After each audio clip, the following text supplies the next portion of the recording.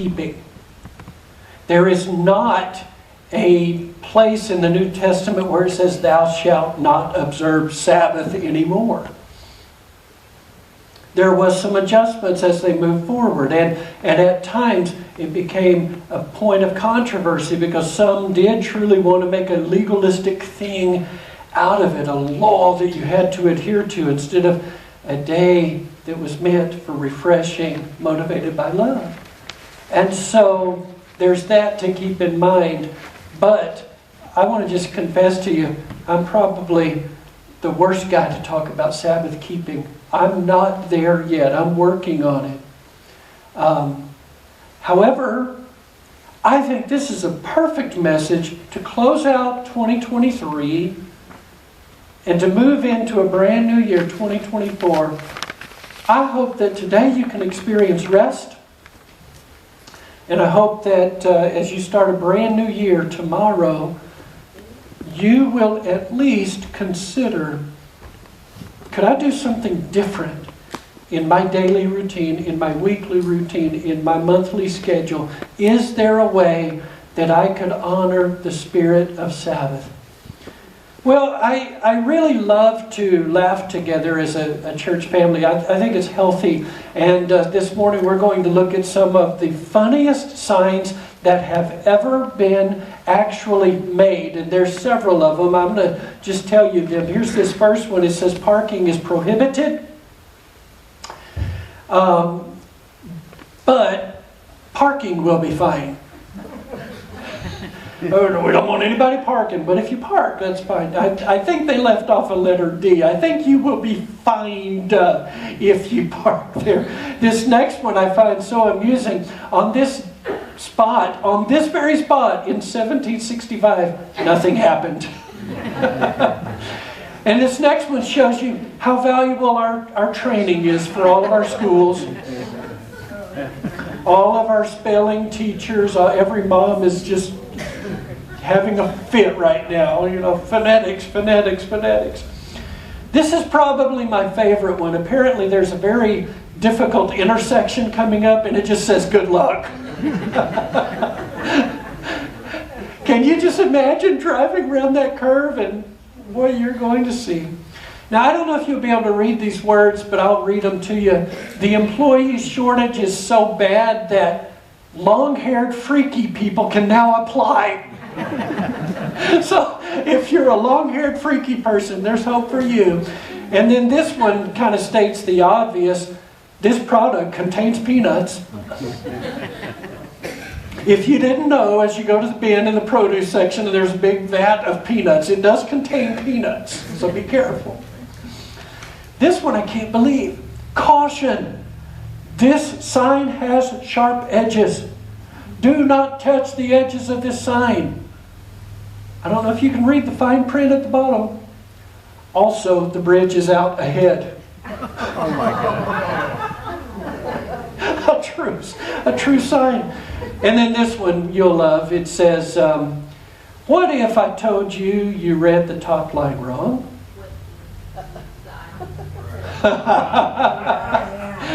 How many of you did read it wrong? Yeah, I did first time I read it. This one I love too. This is, stating the obvious, turn knob, then pull. Just in case you didn't know, you had to turn it and then you pull the door. And this next one I put on there just in honor of my... oh no, that's not the next one. I'm saving it. Okay, this one, keep the gate closed no matter what the goats say. Okay, just keep it closed. Those goats are going to tell you they want it open. But now this next one I did in honor of my friend Pete Silheimer, who is a pun artist. Due to the quarantine, I'll only be doing inside jokes. Some of you still didn't get it, and you won't. It'll be about halfway through the message, and I still don't get that one. Look at this next sign. If you see someone drowning, LOL. Laugh out loud. Oh, no, it doesn't. That's a person going under the water. And this next one is it's right up there with when Mom tells you if you get hungry, eat. Mom always tells you if you get hungry, eat. Do not breathe under the water. Okay, don't do that. And then how about this one? Come in and try the worst coffee one woman on TripAdvisor had in her life. And here's an exit sign for a fire escape in Italy. How would you like that? Then this last one, the library is now selling free coffee for $1. Wonder how that's going. I thought, well, you know, we could try that out in the lobby. We sell it for free for $1. But these last three signs, they really propel us in the direction that I want to go. The first one shows that you can sometimes misspell stop. What do they call that when you see things in reverse? I forget the word. Yeah.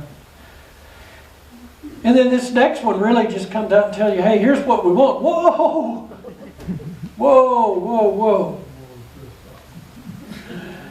But now this one, this is really the spirit of Sabbath right here. Stop. Just stop. Now I want you to look carefully at this. Now, we want you to stop. Do not turn left. Do not turn right. Do not go backwards.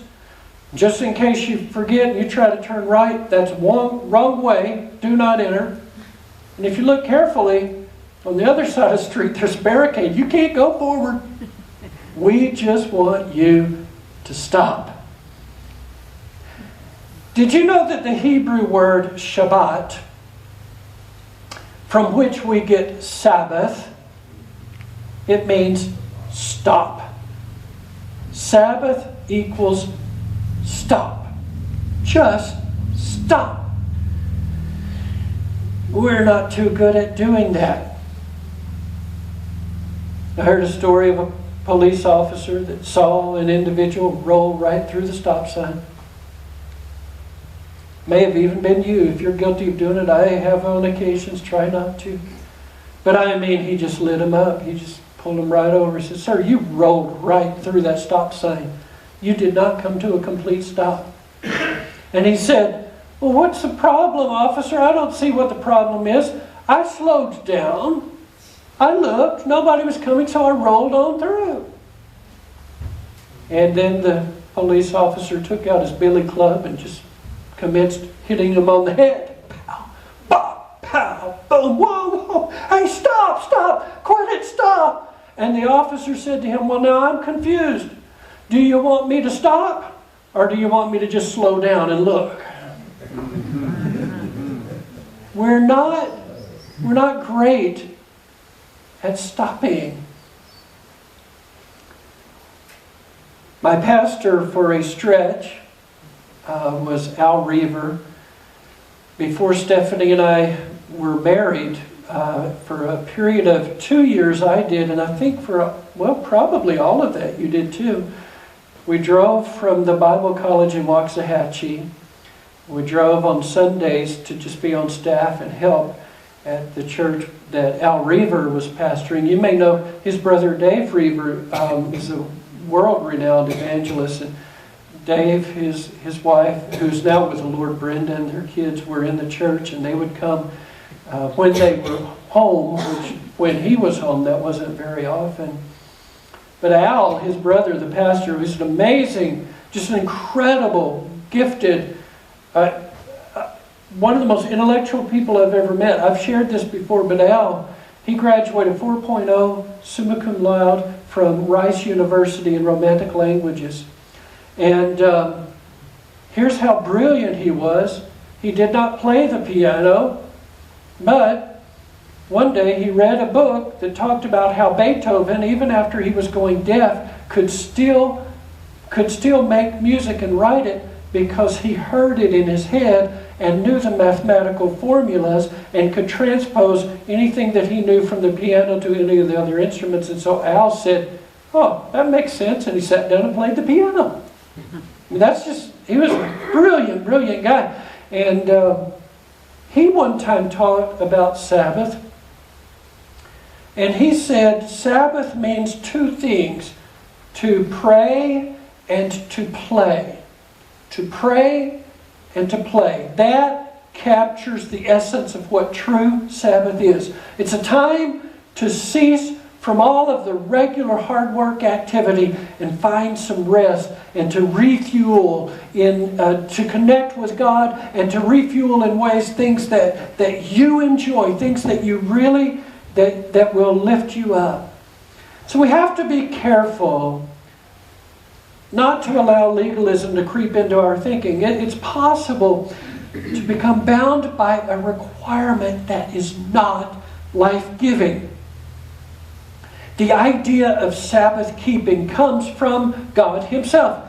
He doesn't ask us to do something that He didn't do Himself. And so in the Scriptures, Genesis chapter 2 reads like this: "Thus the heavens and the earth were completed in all their vast array. By the seventh day, God had finished the work He had been doing, and so on the seventh day, He rested from all His work. Then God blessed the seventh day and made it holy, because on it He rested from all the work of creating that He had done." God was the one to initiate the idea of Sabbath rest when He made the whole heavens and the earth. And so, when it was time for the Jewish people to be instructed in the set of laws that He had for them, God included this important concept of rest. It's Exodus chapter 20, verse 18. He says, "Remember the Sabbath by keeping it holy." A lot of times people are not really well versed on this. Americans, we tend to think of Sunday as, that's the Lord's day. And many people, I know growing up, maybe it's not the case anymore, but many people in the circles I moved in, they thought Sunday was the Sabbath. Actually, literally, Saturday is the Sabbath for the Jewish people. And that's why one denomination of God's church, they worship on Saturday, and they're very strict about it, that you must do it this way. But when the church began, after Jesus rose from the dead, very soon they began meeting on Sunday, because that's the day that He rose from the dead. And so the church has always worshipped on Sunday, and yet the Jewish people continued to observe Sabbath. I think what you and I need to do, we need to remember the Sabbath, and we do need to keep it holy. That is, to me, it's not so important which day of the week it is, especially in 2023, now going into 2024. Culture in America is way, way different. People work all kinds of different jobs, different hours. Some work the night shift, some work over the weekend, some work 8 to 5 Monday through Friday. We're all different. But you and I, we must find one day a week to rest, to relax, to pray, to worship, to just set it aside for the Lord. Maybe it does fall on the actual Sabbath for you. Maybe it falls on Sunday for you. Maybe that's just your schedule. I can tell you, for me, Sunday is not a Sabbath, not in the least. I get up crack of dawn, I run from sun up and well into the afternoon, just task after task. It's anything but restful sometimes. But there is, in our practice, Stephanie and I take Fridays off. Friday is our day off. We try our best not to do things on Friday, church related. We try to disconnect and just be together as a couple. It has been pretty difficult to pull that off in recent years with our son Zach, with his situation, and so we kind of have to be creative in how we go about it. But I'm challenging you, Vesant Church family, each one of you, find a day a week that is free from busy work, where you can refuel and you can honor this concept of keeping Sabbath and make it a holy, holy thing unto the Lord. Throughout the centuries, the Jews tended to do just like you and I. They made the beautiful idea of worship and rest into something binding and restrictive. It was a mandate that actually mitigated against the very concept of rest, and it turned into a bunch of rules. So that by the time Jesus came on the scene, you couldn't enjoy Sabbath without being accused of breaking the Sabbath. Jesus went around doing good on the Sabbath. He healed a crippled man and told him, you know what, go ahead and carry your mat home. That happened on a Sabbath. The religious leaders were furious. Why are you carrying a mattress around on the Sabbath? You're not honoring the Sabbath. And the poor guy says, I don't know. All I know is I was crippled. I couldn't carry this morning. Somebody had to carry me. But this man, Jesus, he came along and healed me. And he told me, hey, why don't you pick up that mat and carry it home? So I'm carrying it home. They couldn't see that. It was law-breaking. Really, really ticked off the Pharisees and the Sadducees. I mean, just imagine that. Imagine that for a moment. Here's a man that couldn't even walk. And now not only is he upright walking, but he's carrying that burden that he used to lay on. And he finally enters into the rest that he's been craving. His body has been healed. But the religious leaders are ticked because he's carrying the mat back to his house. And the blind man, he was healed on the Sabbath. And in fact, there were many intentional miracles of healing that Jesus did on the Sabbath. One time, Jesus said some really important words. Mark chapter 2, verse 27. The Sabbath was made for man, not man for the Sabbath. The Sabbath was made for man, not the other way around. Not man for the Sabbath. It's a really, really important verse. Think about what it's implicating, what it's saying. Just look at your neighbor, turn around and tell somebody the Sabbath was made for you. It was made for you. That God created the Sabbath so that you could frequently, every single week, cycle back around, put your focus on Him and find rest for your soul, rest for your body. I want to read that verse again, but I do want to set it in its context. So let's look at verse 23. One Sabbath, see this happened on a Sabbath, Mark 2:23. One Sabbath, Jesus was going through the grain fields, right? And his disciples walked along. They began to pick some heads of grain. The Pharisees said to him, "Look, what are they doing? Why are they doing what is unlawful on the Sabbath?" No. I pictured that the disciples are just hungry fishermen, right? I mean, we had 2 teenage boys in our house. Don't you know how men are always hungry, right? And so they're going through the cornfield, and according to the law, they're allowed to reap from the outer edges, and they're like, man, this guy left some corn. And they're shucking it, and it's going right out. I don't know if they're rubbing it, popping, I don't know what they're doing, but they're eating corn. They were allowed to do that by Judeo law, but just not on the Sabbath, according to the Pharisees. You can't do that. You're working. Or you guys are physically, manually working by breaking the corn off and pulling the husk off and eating it. You Sabbath breakers. Verse 25, he answered, "Have you never read what David did when he and his companions were hungry and in need.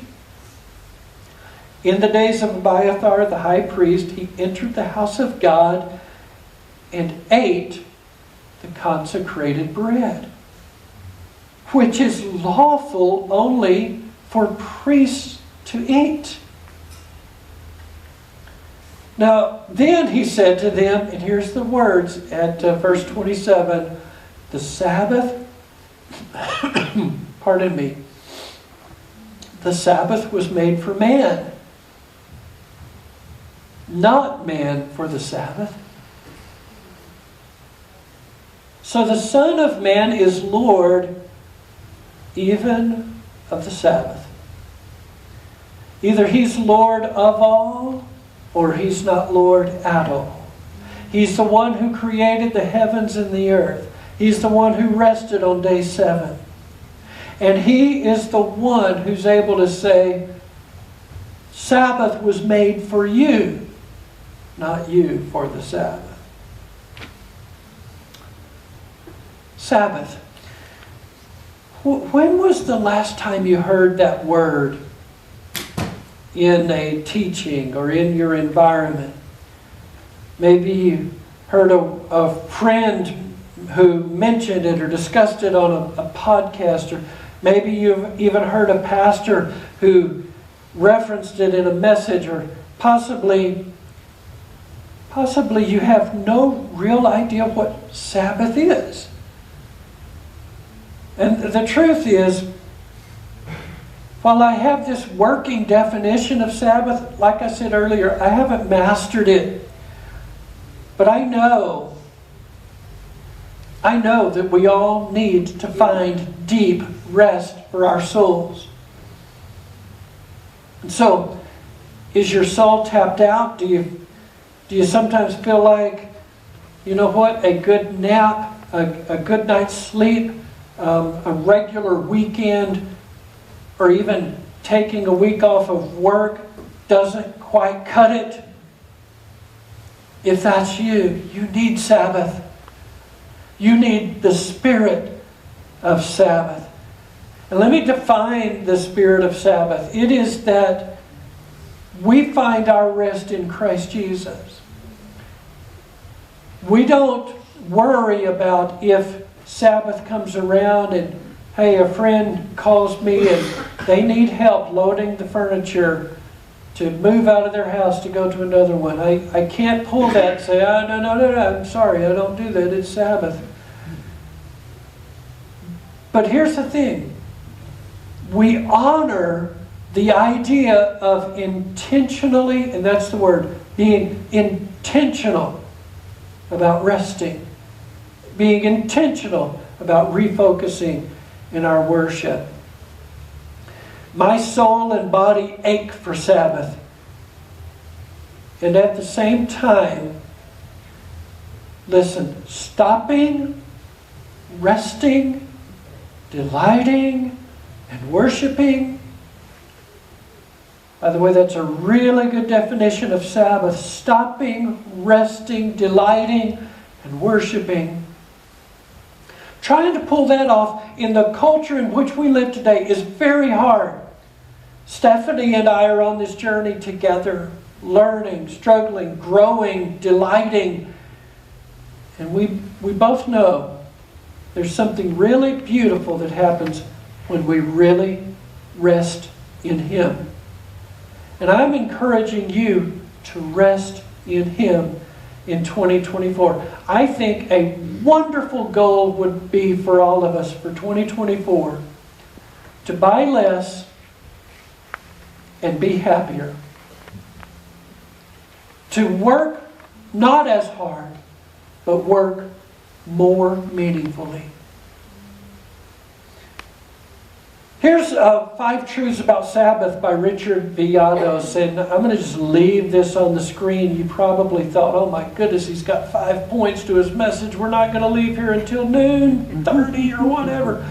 No, I'm just going to put it up there. I can't say it better than Richard Villados said it.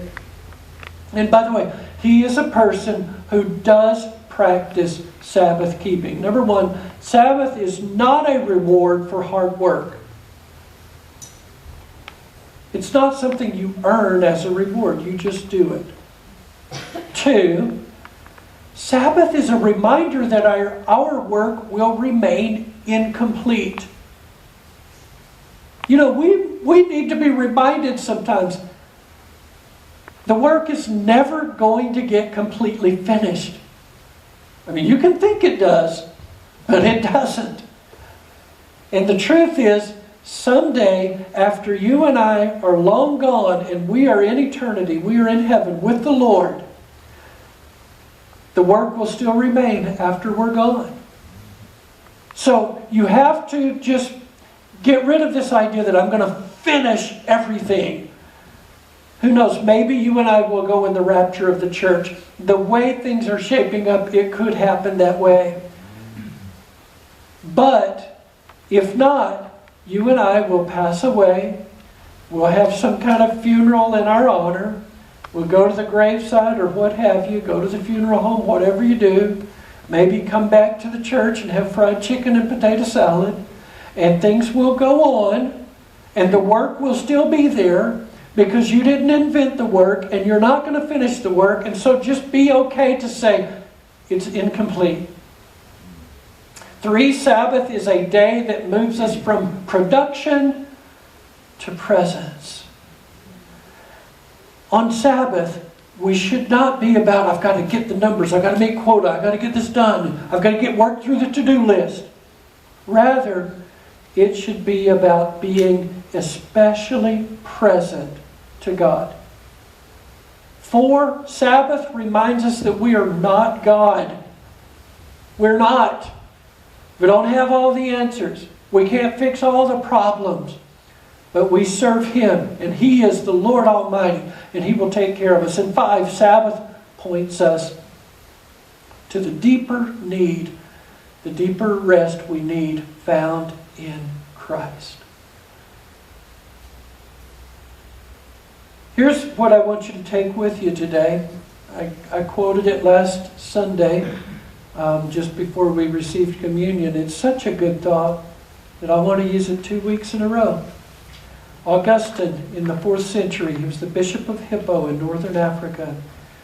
He said these words, "You have made us for yourself, and our heart is restless until it rests in you." It's part of his body of work he wrote called Confessions. He was one of the most profound theologians of the 4th century, setting things for 11 centuries for the church. Really important Bible teacher in the early church. Our heart is restless until it rests in you. I want to ask our worship team to come back. And as they're coming, we're going to sing some of the songs again and just worship. And I hope that you will really set a goal for what 2024 should look like for you. How will it be different in the area of honoring the spirit of Sabbath as you move forward? Also, I just want to say that just before the message, Pastor Dale came to me and she had a word from the Lord. She said, "I know the Lord put something on my heart so heavy." And it made me, the way she said it made me so uncomfortable that I knew it was from Him, that I just had to tell you. Someone who is experiencing pain in your shoulder, right in this area, very, very difficult. The pain is so intense. And we want to pray for you today. If that's you, we want you to experience healing. And so I'm simply going to ask Pastor Dale, would you just come and be available? And some others will join with her. If that's you, would you come and receive prayer for healing? Healing for your shoulder. there's someone that needs healing in your shoulder. And if that's you, please come. Also, if you have any other need, if there's a prayer need in your life, then you can come as we're worshiping. We'll be dismissed here in just a few moments. Let's sing and worship.